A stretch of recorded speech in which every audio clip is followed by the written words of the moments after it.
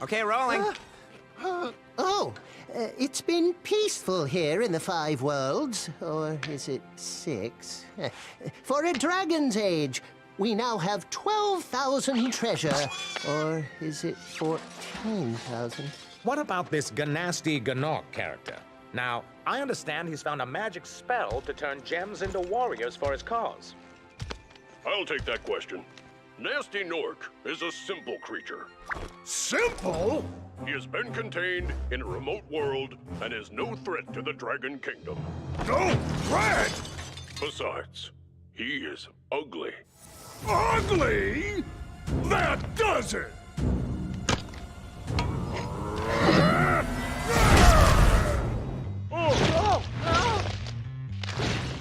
Huh? Looks like I've got some things to do.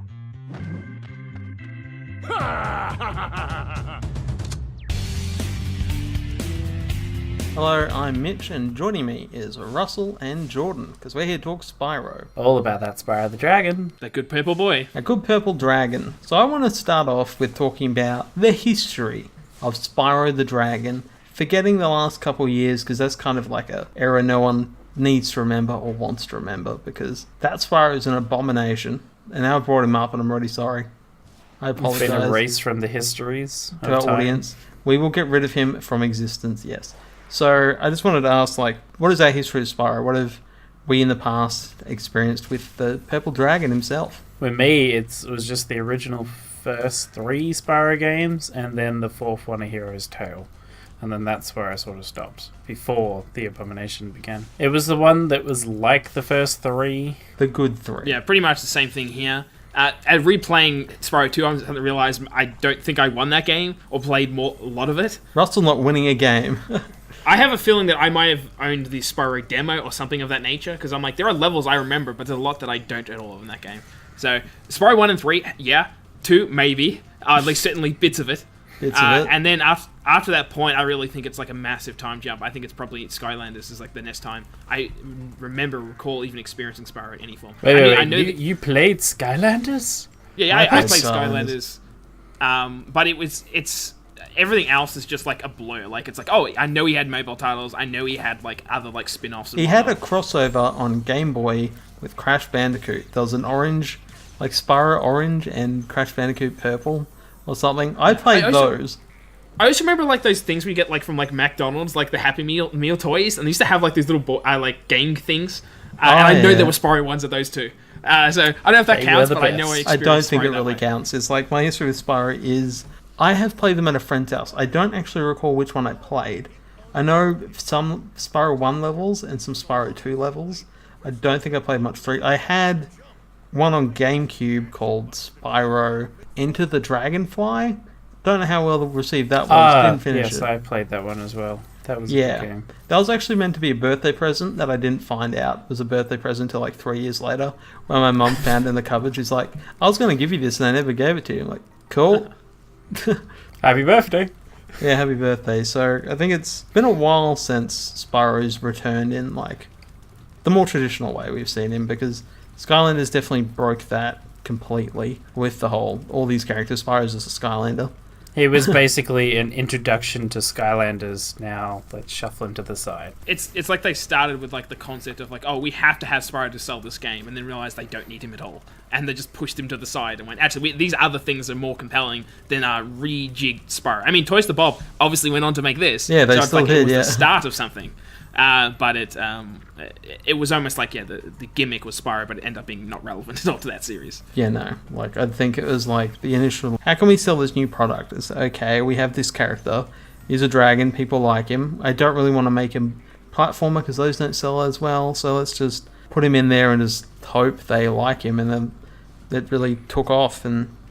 But I guess like that era, because it's like the Guitar Hero thing, it only had so long before it was inevitably going to burst. And I guess that led to the whole... I mean, I don't know if it led to Crash Bandicoot, because that... I mean, he did come in Skylanders right near the end, because it was part of the promotion thing, didn't he? Did he? Yeah. He did, yeah. You can get a Skylanders He was added... I think it was him and Cortex were added as Skylanders to... I don't remember which one it was, but one of the... Maybe the very last Skylanders they did. No, I don't think it was the last one. I think it was one before. Yeah, but they all work in the other, so reappeared. But it was. I think at that time, I can't remember if it was they'd already announced the Crash anyway. But it was, regardless, I'm pretty confident they knew they were doing Crash at that point. It's like, let's get Crash in the mindset of everyone. I think there was also like the Netflix show. I think Crash was in there too. That was like the Skylander thing. Yeah, Skylanders Academy. They wanted to remind people about Crash because they were going to re-release it. And I don't think Activision, and I certainly didn't think Crash was going to sell as well as it did, which just seemed ridiculous. And I think that alone was like, oh yeah, absolutely go full throttle on that Spyro remake. I think that was like the sign of like, okay, this isn't a risk factor. This is like, we want to go in all the way, merchandise the heck out of it. And like Crash, I think it took time to merchandise. This one's like, nah. They got all the merchandise like ready from GAT, yeah. In fact, it came out before this because they changed release dates. So Yeah, true, they were that's so true as well, prepared that they overstepped it. But yeah, it's just Toys for Bob. They did do Skylanders and they moved on to this. They clearly learnt what people want from a Spyro game, and they just went, well, let's give them the old one.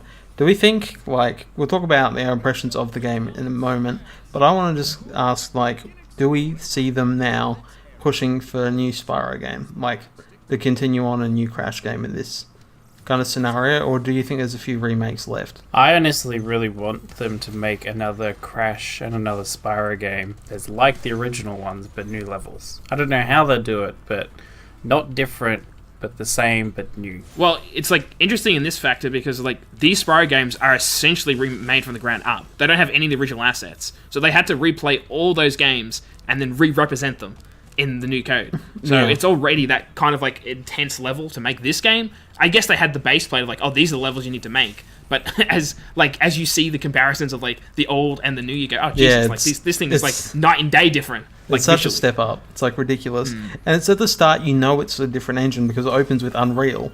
So it's like, oh, that's true too. Yeah. They're like, they had to rebuild this whole thing. There's nothing really left of. Well, essentially, now that they've built this, they have all those assets that they could build another game a lot easier. Yeah. Oh, absolutely. Yeah, it's just like, they would have put a lot of effort into making sure the Unreal Engine can be iterated on so that they can build upon it. Same with Crash Bandicoot, because people want that old style. They don't want you to really shift it too much. So if you get the kind of the core right, you can then build on top of it, which they have been doing. Vicarious Visions, or I don't know if they're the one developing it. Like, I know they developed it, but I don't know if they're still working on it, because they did add new levels from the ground up. But they're only one. I think the other one was a previously removed level. It was a cut level. Yeah, Stormy Ascent, and then they put that back in. So clearly these are good games. I just want to now just get right into what do we think about Spyro the Reignited Trilogy, because straight up, like as we were saying, like the graphics phenomenal, the game, like I think it's aged really well gameplay wise. I don't think there's any part of it that feels old, even though, I mean, I know it's built from the ground up, but it feels like a brand new game. Yeah, the gameplay really doesn't feel dated. You play it and you go, this still feels solid today. Like, it is fun as Spyro to just run around and ram into things. And like, burn stuff, and burn sheep, and catch eggs. Yeah, it's like on functional level, it's so simplistic. It's like, yeah, you basically run into them and they die in one hit, or you breathe fire on them and they die in one hit. Like, that's almost the entire Spyro, mechanics. There's a few times where you have to, like, do 2 hits, like, knock someone off some ice and stuff. The way like they that, give it away is just like, they're steel, like they're silver, that means ram them. If they're not, it means burn them. It's a very simple, just like way to play it.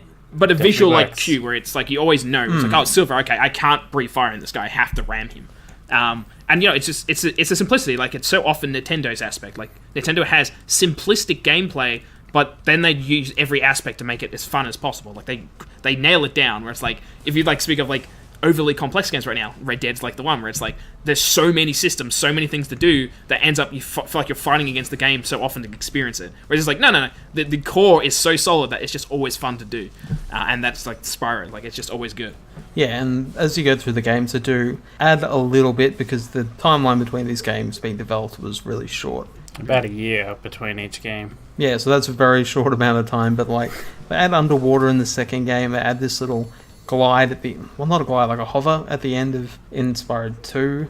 It's like they do iterate a little bit, but from the first game you don't feel like anything's missing. It does feel sort of weird that he touches water and he starts to drown immediately, but well, it's the same as lava. I mean, if you touch that stuff. I mean, but it's one of those things like when you play them together though, it it feels really good. Like the design of like, okay, you played the first game and you kind of got your fill of like the loop of Spyro, and then you play the second game and you go, oh, now you can swim, sweet, that's new, and go, oh, now I can climb things, now I can headbutt the ground. Where it's like it's just building on these little additional things. Like, oh yeah, you said the hover, like suddenly the ability to just do that little extra thing at the end that just makes like it's adding that complexity, but in small iterations that doesn't make you go, ah, now it's just shit because of all this other stuff they added. And it's like Spyro 3 is like maybe when they start adding so many other mechanics that it's.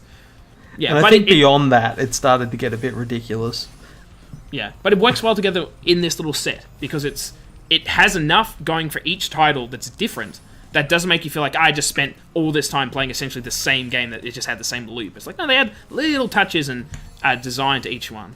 And that's like where, you know, they spent so much effort and like time and made it like so enjoyable is the animations, I feel. Just like the unique characters and just how they present themselves, the quirky little ways they're introduced, and then like the conclusion to each level. I definitely feel it's the best design of Spyro so far that we've seen. Yeah, because they reiterated on the good one, not the abomination. I actually really, I love the dragon designs. Like when you find each dragon, like you're just wondering what they each are, and they're all very tied to that world. So you go to the swamp, they're all a bunch of they're like hillbilly type ones or they're whatever. hillbilly dragons, and then you go to the Artesian one, they're all classy. Yeah, you got like the magic realm and they're all like wizards and stuff. Like it's got this idea of like they looked at what Spyro 1, 2, 3 were, what Insomniac did, and then went, how can we keep the core but also improve it for today? And that's one of the key ways they did was like, let's change all these dragons, let's actually make them unique to the area, have their own little quip and dialogue or whatever, just to make it funner to find each one, just to something more interesting. Yeah, so it's like you're expecting like, what am I going to get when I find this dragon? Not like, well, I know what this dragon will be, he'll look like the other dragons. Instead now it's just like they're each very unique, they all have a personality to them that you can just feel as they talk to you. I mean, not all the dragons are telling you things. Some of them are like, thanks, Spyro. Thank you for rescuing me. One of the ones I enjoyed the most, because that would be literally how I would think. It's like, thank you for rescuing me, Spyro. Now wait, what was I doing? And then it's like an older dragon sort of thing. It's like, that would exactly be what I'd be like if I was just trapped in Crystal. And you get like the personality of Spyro too, where it's like often like it's like, oh, let me tell you about the story. It's like, all right, Gramps, I gotta bail. I have to admit though, there were some designs that I was like, what? There was like one made out of wool or yarn or something. Like the entire dragon was like wool. So Yoshi's Woolly World has made its way into Spyro. Yeah, he's just like rocking back and forth, and he's like a wool like dragon. But then there's other ones that like have bird wings or like metal wings and all that sort of stuff. Pretty metal. Yeah, well, they're all unique little dragons. Indeed. Say little, but they're not very little. Spyro's the littlest dragon. It's like you miss them because like the first game, because it has all that uniqueness, and like in the second game where it's like it's more the characters you talk to, because each world has a like little at whatever the creature may be for that level. And that's kind of like how it changes. Like, oh, okay, so you don't get dragons, well, now you've got these little interactions at the start and the end. And then 3, it's kind of like a bit of both. You've got the interactions, you got the characters, and you got the dragon eggs, which are like little baby versions of all the dragons. They're hilarious, I love them too. They just got these little cute little thing for the dragon, and then they kind of move on. You have to admit, though, perfect timing to catch them just to see them hatch. Yeah, you kind of do. Like, you catch them in the first game, and then Gotta hatch them all. They get stolen, they start hatching. Yeah, it's really neat. So what do we think about the overall loop of the game? Like, do we think that holds up? Like, going through a level, collecting not collecting dragons, releasing dragons, collecting gems, and all that. Do you still think that's a fun loop? Like, does that work? It's a collectathon done right, where it's like a set amount of stuff that you know what you're going to do when you go in, instead of it mixing it up too much. It's like there's obviously in the second games there's those orbs that you can pick up for harder challenges, but other than that it's like collect this amount of gems. To do that you have to master the level sometimes to get those tricky areas. It's not like you have to find this meticulously hidden one little gem that's like it might be up on this ledge like behind a bookshelf that you can't see. Well, they might be on top of poles that you didn't think you could headbutt. Exactly. Yeah. To me, but you saw them there. To me, it's like the perfect like kind of balance of like. I feel like other games that are called collectathons, like Banjo-Kazooie and whatnot, like I feel like a lot of people, it feels like a chore, it feels like a task, it feels like a giant list of like, I need to get all the jiggies or whatever, I need to get all the stars, whatever it may be, whatever the collecting. aspect may be. Where I feel like Spyro's levels are small enough in a very confined space that kind of always like show you where things might be. Like, oh, I can literally see around the bend that I can fly across there to get this item. And they don't give you like such a ridiculous amount to do. It's like, all right, there's the gems, there's the dragons, and then there's basically completing the level. Like it's kind of like these small things. Yeah, they iterate it a bit as the series goes on, but it's always that really small loop that I feel like for most people, I think playing it will like, even if they don't into collectors, they'll still collecting everything. They'll still feel compelled to like do it. It's like, I'm basically like 2 gems short. This level's so small, I might just go around the bend again. And it's like they build design of like, get A to B to complete the level, but there's still like these little nooks and crannies you didn't see that will have like little secret things to do. Or you'll see that when you get to a later part of the level, you can backtrack to get to those sort of things. I think Spyro makes excellent use of its levels. Like they definitely use every inch of the playable space in a really good way that it makes sense of where you're going. Stuff isn't really well hidden. It's not just like, oh, how the hell am I going to find these last gems? So only occasional times where it's maybe hidden on the beach or something that you didn't find. Yeah. I think sometimes it has the problem of, because of that concept of like, oh, you can go to every area, when that isn't the case, it's a bit jarring where it's like, oh, I can see a little thing over there, I know I can glide to it. You glide to it and then you just run straight into like an invisible wall and you go, oh, okay, I guess I can't go everywhere it looks like I can go. But other times you can. It's like, oh, this little bridge here, I can land on that, and it does take me somewhere secret. So sometimes it's not consistent, but for the most part, yeah, the little self-contained area works very well for itself. One of the big things that I was really hoping that they would have nailed, like what they did with the original games, is that if there's a gem, it'll always have a sparkle no matter how far away you are. So if you just stay still for a little bit, you'll be able to see exactly sort of where you need to go instead of having no idea at all. Yeah, I think they're small enough that they really present in a way you should be going, and that's the way for the most part. And they'll do things like in Spyro 1, there'll be these metal spiders who will just run into you and knock you over again and again, and then you'll learn, okay, I can't go that way, I'll head the other way. It's like, it kind of teaches you through the game rather than just forcing you to go one way or the other. I had a lot of trouble with that spider bit, because when I finally got to the way that you're meant to destroy them, I kept trying to do all these extra tricks to get in there, and then realized it was just a more simpler route. I tried to like go down the ramp, jump across, go through a tunnel, jump on something, to jump on something else, to then go up. Curve left and try and jump up those little step bits. Oh, I tried that after like the 50th try, but it's like that was a lot easier. It's just like you have to go to these fairies and get supercharged. Then you can just burn them. It's just I don't think it did a very good job at presenting like that existed before then. I don't think they ever used it before then until the dragon goes, you can get your supercharged thing and burn them. It's just like, where do I get that? I guess you said like they treat the spiders like, oh, you can't get past these things. Like they almost always kill you because they're like invincible. So it's like, oh, maybe you should avoid them. And they go, all right, what does the level bring later? But yeah, I do agree. It's like, then maybe they could introduce it at the start. Oh, there's a dragon like straight at the entrance. And that's kind of interesting how they use the dragons in the first game at least, where it's like they are a tutorial system. Yeah, they effectively like, that. Pretty much. They pretty much tell you exactly what you need to do. Although, then this time's just like, do you know, you can use a right stick to turn the camera. It's like 5 levels in, you're like, yeah. Yeah, I know that by now. I definitely agree that sometimes the dragons are like way too late to the punch. It's like, all right, man, if I got this far, I probably know how to turn the camera. Like, it's like, are you sure it's too late to explain that. For the most part, the follow-ups don't really need to explain much. They kind of introduce you to new mechanics, like we already discussed very early on. It's just, this is how you do this. And they don't take away stuff, which is good too, where it's like, oh, this is a sequel, so we have to take away your other abilities. Like, no, Spyro 1, you have your abilities, and then number 2, you get new abilities, and once you get them, in Spyro 3, you have them as well. And then you just introduce the new things. He's growing. It's growing as a character. It's not like, oh, you've become too powerful now, we're taking all your abilities away. I mean, if you want to do that, you play Spyro 3 first and finish with 1, but... Oh yeah, then they take away abilities, that's true. Yeah, it is interesting, like, the order of, like, the games, where it's like, I like to play things chronologically, so, like, I would do 1, 2, 3, but it's like, I don't know how much you'd be hurt if you went to 3, and then to 2, and then 1. Oh, 2, 3, They're not story heavy. No, story's not the focus. It's the gameplay, where it's like, they do take away things if you work backwards. Which, it's one of those things where it's like, I think I think maybe you appreciate more if you go from 1 to 3. But I still think it's like, if you just want to play 3, move on, go ahead. You appreciate the game design. I feel like when you go up, you go, yeah, water was a pain in the first game. Introduce swimming, and then you go, yeah, it is sometimes difficult to get that right length on the jump. So on the glide, so why not add an extra triangle bit that just gives that last little bit to halt you and get you in the right spot? Yeah, because sometimes it's you things, almost make it, you just bonk your head and you're falling. You're like, shit. There's so many times I did that. Insomniac back in the day going, this bit's not quite right. We need to improve it and add this little extra feature. And it's like, this is a good idea to add these features. And then Spyro 3 comes around and you just get a skateboard.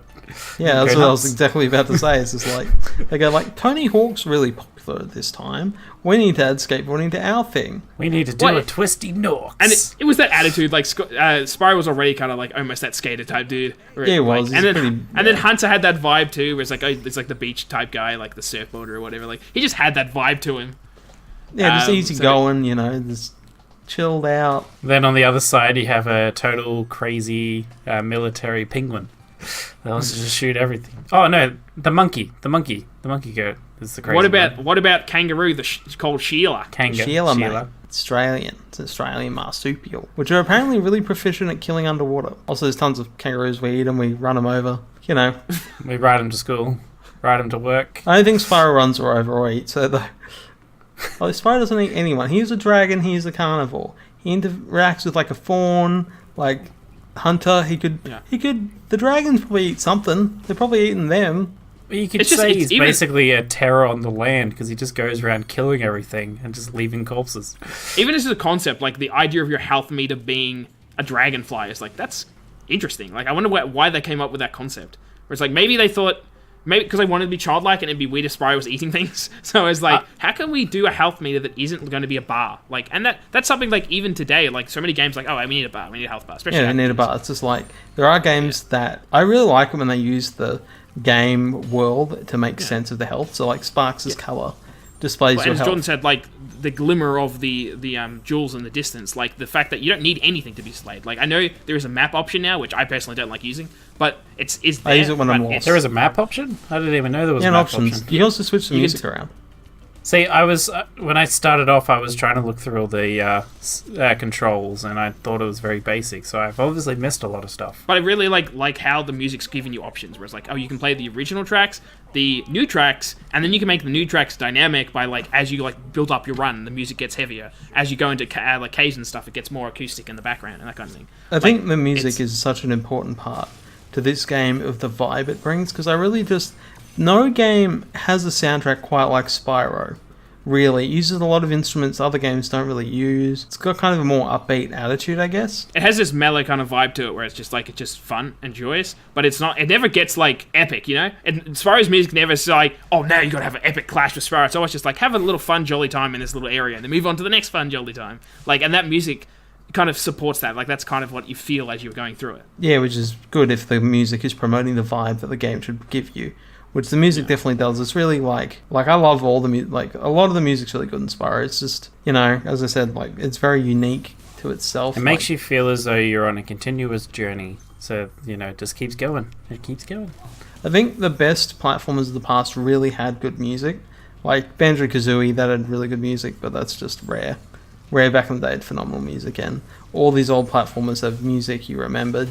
And then in the next generation, they sort of dropped that. It also speaks to like how originally games, like, there wasn't much dialogue. Like, it was so much the music is a big part of it. Where now it's more like, it needs to be cinematic in scope. So you're already going for like music that accompanies the story, the dialogue, etc. Like, you're trying to be more movie-like. Where it's like in the day, it's like, no, you want to have iconic tracks. Play Castlevania, play any of these games like Mega Man. Like, it's like you get the track, and it's all about like how much that stood out to you, because there ain't no dialogue, and you just sound effects and that music, and it was a core part of that experience. So like the hardest question though out of all these three is like, which one's the best? What's your favorite one? Well, the problem is, like, I played more of the first one so far. I've only dabbled in 2 and 3, but I don't know. I like Spyro 1 at the moment. When they start introducing characters and stuff, I'm just thinking, I don't really care about these guys.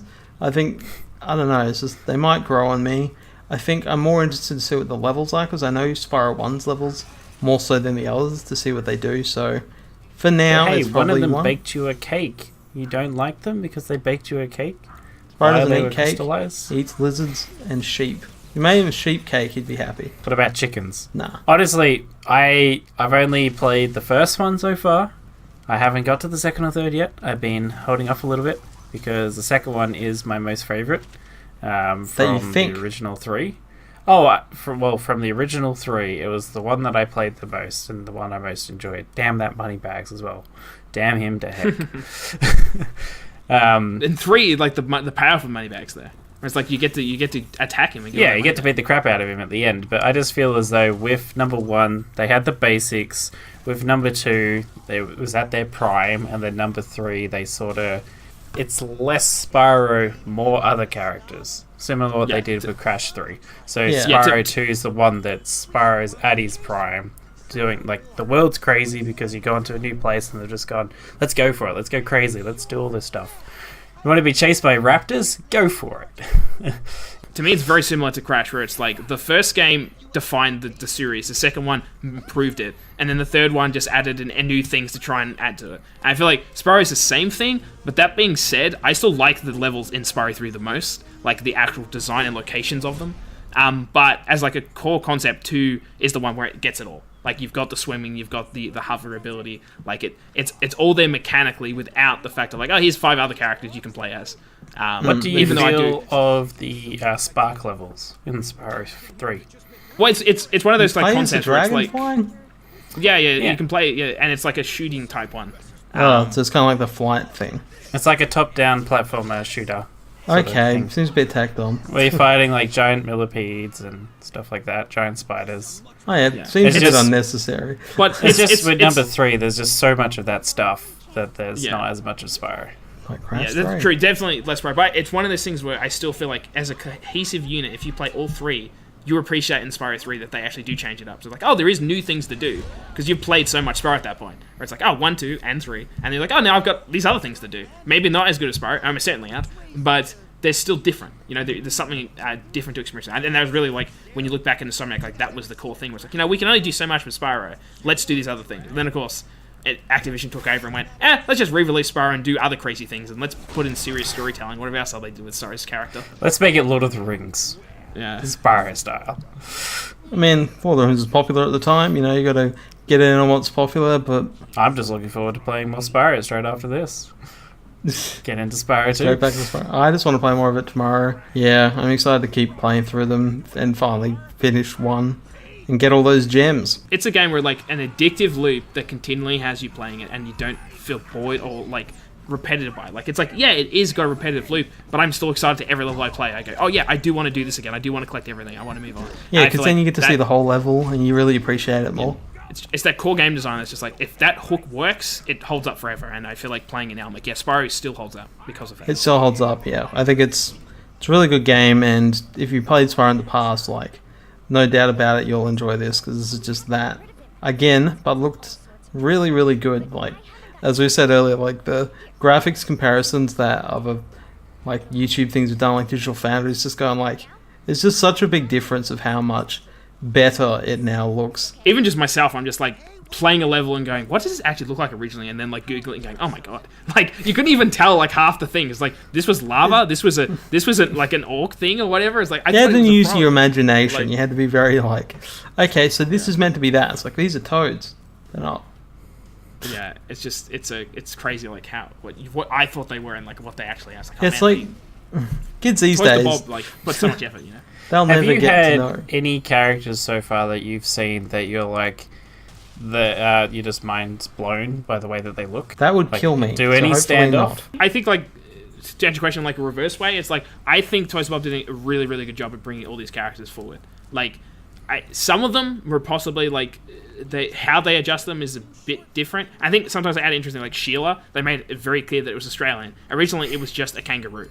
Like there wasn't hair, there wasn't like the outback jacket and shit. Like it was they added in those little subtle details to everything. And then in Spyro 2 and 3 you see it so much because you see so many other characters and creatures that like they added in these extra things to really sell the atmosphere and the locations. Like these are what these more things character are. as well. to give them more life, more character, and just they just do funny things when you're like looking around, like there's like they hitting themselves on the head or whatever like their idle animations may be. It's just something visually interesting to look at. One of the interesting idle animations with Spyro is he acts like a cat, where he like licks his paw and then rubs his head. I really like the sneeze one, where he sneezes and he sneezes fire and all the grass burns. Oh, I haven't seen that cool. one yet. I'm pretty sure Spyro's like all animations were based on a cat. Like I'm pretty sure that's how they did it. So I figured he's more of like a fox, which is like a hybrid of a dog and a cat, which is a dragon. Of course, you bring up a fox. Of course I would, because I am the fox, and that is what I say. I'll also take you're a human being. If you've transformed into any animals, that is a problem. We should take you to the nearest hospital, I'm pretty sure. One really good thing compared to the Crash remaster is the loading screens are so much shorter. And it's fun just learning as you play that you can like do little tweaks to Spyro while he's flying and that sort of thing. It's like you can make him flap his wings, you can make him breathe his fire, you can make him do spins. And it's like it doesn't feel as though you're just waiting there watching the Aku Aku mask look at you. Scrolling down the page and appearing. Yeah. Although there is one thing about this game, it did make me a bit motion sick every now and then because of the camera and the motion blur. I do feel like they should have had an option to turn off motion blur. I think I would have preferred it if they did. I've gotten used to it now; it doesn't bother me at all. But initially, it did. Like, they probably could have had the option to turn off motion blur. Yeah, turn it down a bit. I know when it inevitably comes to PC, you'll have the option, but I do think there are a lot of console games that do allow you to turn it off. So I think it would have been better without it. But we get what we're given, really. So yeah, that's basically all our thoughts on Spyro the Reignited Trilogy. If you like what we had to say and what we spoke about, you can like and subscribe right here on YouTube. If you're listening to this somewhere else, you can follow and do all that sort of thing that you do. But most importantly, thank you so much for watching, and hopefully we'll see you again. Goodbye.